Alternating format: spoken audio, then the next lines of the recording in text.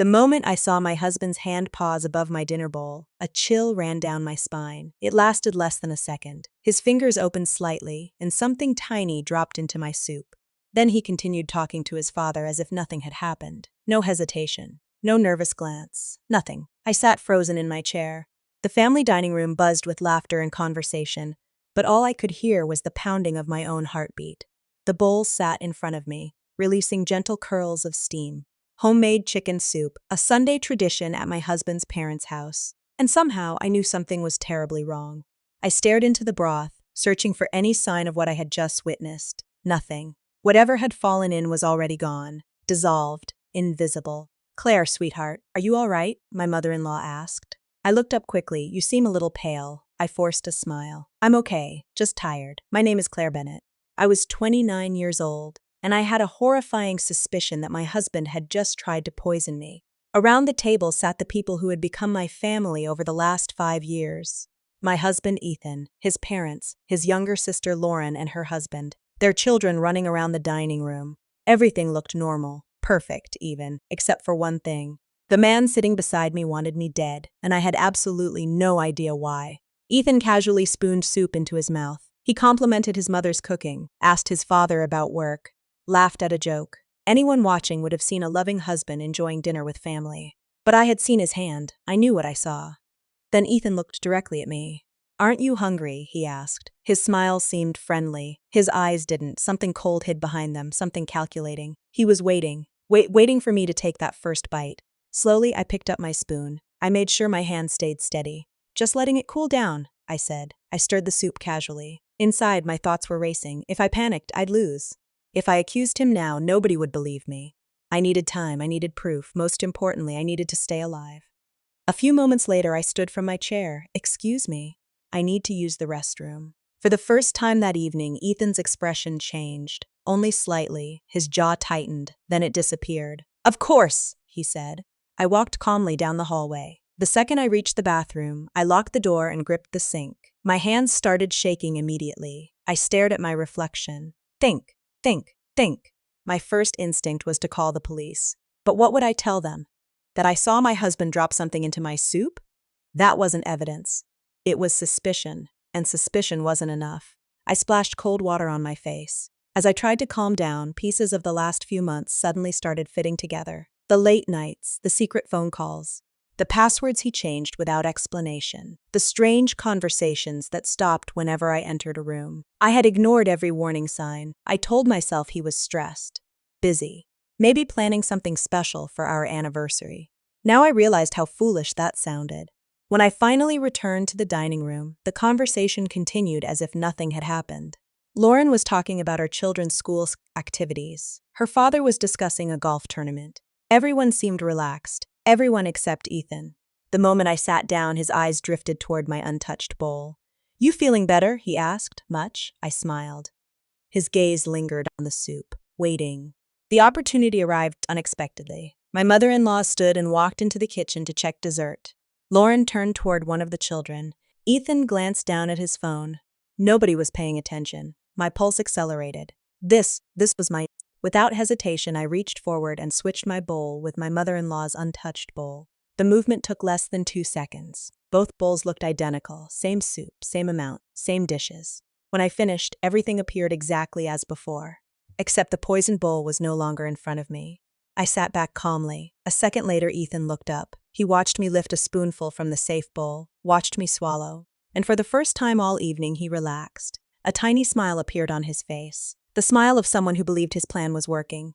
"Good?" he asked. "Delicious," I replied. Few moments later, my mother-in-law returned and sat down, directly in front of the poisoned bowl. I noticed Ethan's expression change instantly. The color drained from his face. "Mom," she picked up her spoon. Wait." But he was already too late. She swallowed the first bite. And in that exact moment, I knew 2 things. First, I hadn't imagined any of it. And second, whatever Ethan had planned for me was about to happen to someone else. My mother-in-law smiled, completely unaware of the panic spreading across Ethan's face. "What's wrong?" she asked. Ethan froze for a fraction of a second. Then he forced a laugh. "Nothing. Just save room for dessert." She chuckled and took another spoonful. Around the table, nobody noticed anything unusual. Nobody except me. I watched Ethan carefully. His hands were clenched beneath the table. His breathing had changed. His eyes never left his mother. The calm, confident man from earlier was gone.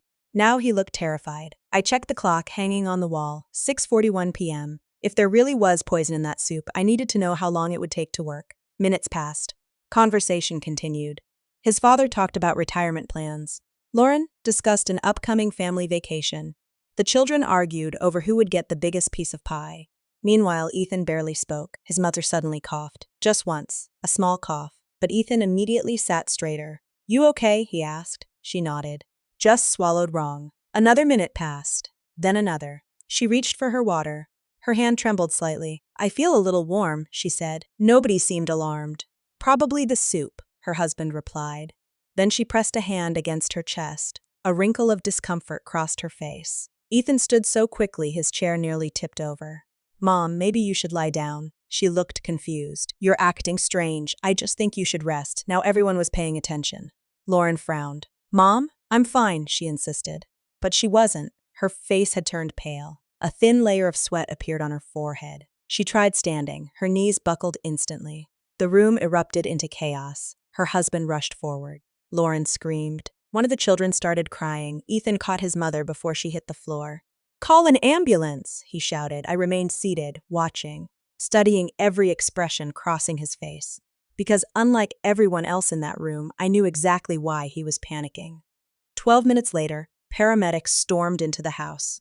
They checked her pulse, asked questions, started emergency treatment. Nobody had answers. Nobody understood why a healthy woman had suddenly collapsed during dinner. Nobody except Ethan and me. When they finally carried her out on a stretcher, Ethan climbed into the ambulance beside her. His father followed in his own vehicle. Lauren stayed behind with her children, sobbing uncontrollably. "I don't understand," she whispered. She was perfectly fine. I wrapped an arm around her shoulders. "She's strong. She'll get through this." The words sounded comforting. But my mind was somewhere else entirely. Back at the dining room table, the soup bowls were still there, untouched since the ambulance left evidence. Potentially the only evidence I would ever get. "Why don't you take the kids upstairs?" I suggested gently. "They've had a frightening night." Lauren hesitated before nodding. "You're right." As soon as she disappeared upstairs, I moved. Fast. I found disposable gloves beneath the kitchen sink, plastic containers in a cabinet. Carefully, I collected every remaining drop of soup from the bowl intended for me. Then I preserved the bowl itself, the spoon, everything. Next, I secured my own bowl for comparison. I sealed everything carefully, no mistakes, no contamination. If Ethan had poisoned me, this evidence might be the only thing standing between freedom and prison. Once everything was hidden inside my purse, I stepped outside and pulled out my phone. There was only one person I trusted enough to call, my brother, Noah. We hadn't spoken much in recent years. Life had pulled us in different directions, but he was still family. And more importantly, he worked in forensic toxicology. He answered after 2 rings. "Claire, I need your help." His voice immediately changed. "What happened?" "I'll explain later." "Can you meet me tonight?" A pause. "Is this serious?" "Yes." "How serious?" I looked back toward the house. At the level where someone might die. Silence. "Then send me your location." Less than 30 minutes later, Noah arrived. I handed him the containers. He stared at them, then stared at me. "You look terrified." "I need these tested." "For what?" "Everything." His eyebrows rose. "Claire, please." Something in my voice convinced him not to argue. He took the containers. "I'll rush it." "How long?" "Normally 2 or 3 days." "I don't have that long." He nodded. "I'll do what I can." After he left, I returned inside. The house felt strangely empty. The silence was almost worse than the chaos earlier. Hours passed. Close to 3 in the morning, the front door finally opened. Ethan walked in. He looked exhausted. His tie was loose. His eyes were red. He dropped onto the couch beside me. "How is she?" I asked. "Stable." His voice sounded tired. "The doctors think it might have been a heart episode." I studied him carefully. He was convincing. Almost too convincing. If I hadn't witnessed what happened at dinner, I might have believed every word. "She'll stay overnight?" "Yeah." He rubbed his face, then looked at me. "You know." "Tonight scared me." I remained silent, he continued. "It made me realize I've been hiding things from you." My stomach tightened. "What things?" For several seconds, he said nothing. Then he sighed heavily. "I'm in financial trouble." I blinked. "What kind of trouble?" "Bad investments." "How bad?" His eyes dropped. "Almost $200,000. The number hit me like a punch. 200,000. Suddenly, dozens of unanswered questions made sense. The secret phone calls, the stress, the disappearing money, everything. I didn't tell you because I thought I could fix it, he said quietly. I was ashamed. He reached for my hand. I allowed it. His palm felt damp. We'll get through it, he whispered. Together. I looked into his eyes, and for a terrifying moment, I saw exactly what kind of man sat beside me. A desperate man, a drowning man. The kind of man willing to do anything for money. Then another memory surfaced, 6 months earlier. The life insurance policy. The one Ethan insisted we needed. The one worth $500,000. At the time, I thought he was being responsible. Now I wasn't so sure. As he wrapped his arm around me, a terrible realization formed. Maybe the debt wasn't the problem. Maybe I was the solution. And somewhere out there, Noah was testing that soup. By tomorrow, I would finally learn whether my husband was a liar or a murderer. The next morning, I barely slept. Every sound in the house made me jump. Every vibration from my phone sent my heart racing. I spent hours replaying the dinner in my mind. Ethan's hand above my bowl. His panic when his mother took the first bite. The fear in his eyes. No matter how many times I reviewed it, the conclusions remained the same. He hadn't made a mistake. He had made a plan. And that plan was supposed to end with my funeral. At 9:17 a.m., my phone finally rang. Noah. I answered before the first ring finished. Tell me. His voice was unusually serious. Claire, the preliminary results are back. I gripped the edge of the kitchen counter. And? There was a toxic substance in the soup. My stomach dropped. What kind? Digitalis. The word meant nothing to me. What is that? A heart medication. In controlled amounts, it helps regulate cardiac conditions. And in large amounts, silence. Then it can stop a person's heart. A cold shiver crawled down my spine. Are you sure? Absolutely. How much was in there?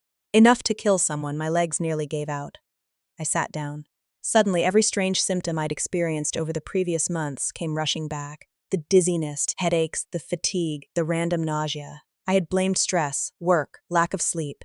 But now another possibility appeared. One far more terrifying. Yeah? Could someone be poisoned slowly with this? A pause. Yes. How long? Months if they wanted. My hands started shaking, because deep down I already knew the answer. Someone had been poisoning me, and that someone slept beside me every night. You need to go to the police, Noah said. I will, but I wasn't ready. Not yet. The soup proved poison. It didn't prove intent, and it certainly didn't guarantee a conviction. I needed more. I needed Ethan to expose himself. I hung up and immediately began searching. His office, his desk drawers, his laptop, the filing cabinet in our bedroom, anything, everything. Hours later, I found what I was looking for, not hidden well enough. A stack of financial records, loan notices, collection warnings, past due balances, threatening messages from creditors. The deeper I dug, the worse it became. The debt wasn't $200,000. It was nearly $400,000. My pulse accelerated. Then I found something else, a life insurance policy. Mine. I already knew it existed. What I didn't know was what had changed. 3 months earlier, Ethan had increased the coverage. Significantly, $500,000. With an accidental death rider. Total payout, $1 million. I stared at the number, $1 million. Exactly enough to erase every debt, exactly enough to start over. Without me, my phone buzzed. A text from Ethan. Mom's doing much better. They'll release her this afternoon. I stared at the screen. Second message followed. Can you pick up her prescriptions on the way over? Then a photo arrived, a list of medications. I zoomed in, and there it was, Digitalis. My breath caught, his mother's prescription, the source. The poison hadn't come from some criminal contact. It hadn't come from a stranger. It had been sitting in his parents' medicine cabinet the entire time. A terrifying realization hit me. If Ethan had access to those pills, how many times had he used them? How many dinners? How many cups of coffee? How many meals had I unknowingly consumed? The thought made me physically sick. I picked up the prescriptions and drove to his parents' house. When I arrived, his mother was resting on the couch.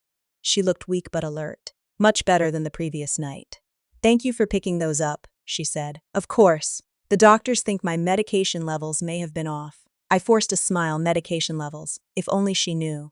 A few minutes later, Ethan walked out of the kitchen. Hey, sweetheart. He kissed my cheek. The gesture felt disgusting, like being touched by a stranger. Thanks for getting those. He took the prescription bag from my hands, then headed upstairs. I watched him disappear. Something felt wrong, very wrong. 30 seconds later, I quietly followed. The hallway upstairs was empty. I moved silently toward the bathroom. Then I heard it, a grinding sound, crushing, slow, rhythmic. I stopped outside the door, my heart pounded. Without making a sound, I pulled out my phone and started recording. The grinding continued. Then the clink of ceramic, more crushing, more powder, more poison. I pushed the bathroom door open. Ethan spun around instantly. For a moment, neither of us spoke. The scene said everything. A mortar and pestle sat on the counter. White powder coated the bowl. Several of his mother's pill bottles were open. His eyes widened, then narrowed. "What are you doing?" he asked. I stepped inside. "I think the better question is what you're doing." His expression remained calm. Too calm. "Organizing her medication. With a mortar and pestle? Some pills are easier to swallow crushed." "Interesting." I raised my phone slightly. "Especially the same pills found in the soup." The room went silent. For the first time, the mask slipped. Only slightly, but enough. "What are you talking about?" The toxicology report came back. His face hardened. There was digitalis in that bowl, still silent. "You poisoned me." "Nothing. You just poisoned the wrong person." His eyes locked onto mine. And suddenly, I wasn't looking at my husband anymore. I was looking at a man whose secret had finally been exposed. "You're making dangerous accusations." "Am I?" I took another step forward. "I have the report." His jaw tightened. "I have your financial records." No response. "I have the insurance documents." Still nothing. Then I delivered the final blow. "And I have 6 months of unexplained symptoms that match chronic digitalis exposure." The room became eerily quiet. For several seconds, neither of us moved. Then something changed. The friendly husband disappeared completely. The man standing before me looked cold, empty, almost relieved. Like he was tired of pretending. "You always were smarter than everyone thought," he said quietly. The words sent chills through me. Because they weren't a denial, they were an admission. And in that moment, I realized the most dangerous part wasn't that I'd uncovered the truth. The most dangerous part was that Ethan now knew I knew. For a long moment, neither of us moved. The bathroom suddenly felt smaller, the air felt heavier. Ethan leaned against the counter, staring at me with an expression I had never seen before. Not guilt, not fear, calculation. Like he was trying to determine his next move. I tightened my grip on my phone. The recording was still running. Every second mattered. "You know," he said quietly, "I always wondered when you'd figure it out." A chill ran through me. There it was. The confession hidden between the words. "So it's true." He laughed softly. Not the warm laugh I used to love. This one sounded empty. "You already know the answer." I forced myself to stay calm. "Why?" His eyes drifted toward the bathroom mirror. "For the same reason people rob banks. That doesn't answer the question. It answers it perfectly." His gaze returned to mine. "I needed money." "You needed money, so you decided to kill your wife?" He shrugged. "You make it sound so ugly." My stomach twisted. "You've been poisoning me for months. I was careful." The casual way he said it made my blood run cold. Like he was discussing a business transaction, not attempted murder. "You were never supposed to notice." I swallowed hard. "How long?" "About 7 months." 7 months. 7 months of sharing a home, sharing meals, sharing a bed. While he slowly poisoned me. I felt physically sick. "You planned all of this." "Of course I did." His voice remained calm. "Do you think people wake up one morning and decide to commit murder?" I stared at him in disbelief. "The insurance policy." He smiled. "Very good. You increased it. You signed the paperwork yourself. You manipulated me." "No." He tilted his head slightly. "I convinced you." The distinction made me want to scream. Instead, I stayed focused. Every word was being recorded. Every word mattered. "You poisoned your own mother." For the first time, irritation flashed across his face. "That wasn't supposed to happen, but it did. She ate the wrong bowl because I switched them." His jaw clenched. "Yes." Silence filled the room. Then he laughed again. A darker laugh this time. "You know what the funny part is?" I said nothing. "You almost made everything easy." "What does that mean?" "If you'd just eaten dinner, we'd both be done with this." The words hit harder than any punch. Because he meant them. Every word. He had expected me to die, expected to cry at my funeral, expected to collect the insurance money, expected to move on, and he felt cheated. Suddenly his eyes dropped toward my phone. The recording. He knew. I saw the realization instantly. His expression changed, the calm disappeared. "Turn that off." "No, Claire, no." His voice hardened. "Turn it off." I took a step backward. "I don't think so." His eyes narrowed. "You really think that recording is enough?" "It's a start. No jury will trust it." "Maybe." I backed toward the door. "But they'll trust the toxicology report." His face darkened. "And the financial records." Another step backward, and the insurance policy. The muscles in his jaw tightened. Then I delivered the final strike. "And when investigators check my medical history, they'll find traces of digitalis going back months." For the first time, genuine concern appeared on his face. Only for a second. But I saw it. The walls were closing in. His plan was collapsing. And he knew it. Then something terrifying happened. He stopped pretending, completely. The polite smile vanished. The friendly husband vanished. Everything vanished, leaving behind someone I didn't recognize. You should have gone to the police. I froze. What? You should have left after the dinner. His voice was almost emotionless now. You would have had a chance. A wave of fear crashed through me. I suddenly realized how dangerous the situation had become. We were alone, upstairs, no witnesses, no help, and a man who had already proven he was willing to kill. I took another step toward the hallway. Ethan moved. Fast. His hand shot forward and grabbed my wrist. Pain exploded through my arm. My phone slipped from my fingers. It crashed onto the tile floor. Still recording. Still running. Let go! He twisted harder. Do you know how much trouble you've caused, Odd? I tried pulling away. He shoved me backward. My shoulder slammed into the wall. The impact stole my breath. You ruined everything, Ethan, everything! His voice exploded through the bathroom. The calm mask was completely gone now. Years of hidden rage poured out. I was finally going to fix my life by murdering me? You were already dead. The words echoed through the room. And the moment they left his mouth, I saw him realize what he'd just admitted. But it was too late. The recording had captured every syllable. His eyes darted toward the phone on the floor, then back to me. A dangerous thought crossed his face. He took a step closer. Then another. My pulse exploded. I understood immediately. He wasn't thinking about escape anymore. He was thinking about eliminating the problem. Me. I tried moving toward the door. He blocked it. You know, he said quietly, there was a version of this where nobody suffered. I couldn't believe what I was hearing. You're insane. No. His voice dropped to a whisper. I'm desperate. Then his hands lunged toward me, and before I could react, they wrapped around my throat. I couldn't breathe. I clawed at his wrists. My vision blurred. The room tilted. Black spots appeared. His grip tightened. Everything started fading. And then, the scream shook the entire hallway. His hands instantly loosened. I collapsed to my knees, gasping for air. We both turned toward the doorway. Standing there was his mother, pale, shaking, tears already streaming down her face. Behind her stood his father, frozen in shock. Neither of them had arrived quietly. They had heard enough, more than enough. And judging by the horror on their faces, they had heard everything.